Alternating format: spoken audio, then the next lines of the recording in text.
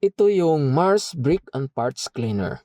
Susubukan natin ito kung gaano ito kaepektibo sa magrasa na parts ng sasakyan. Okay, tara na!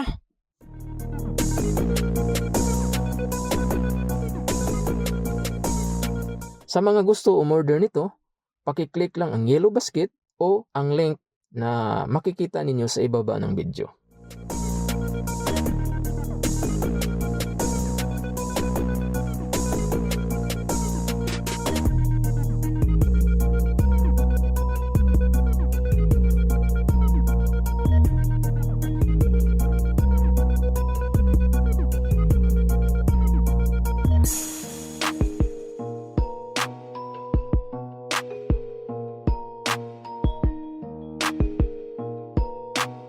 Okay, ito na yung before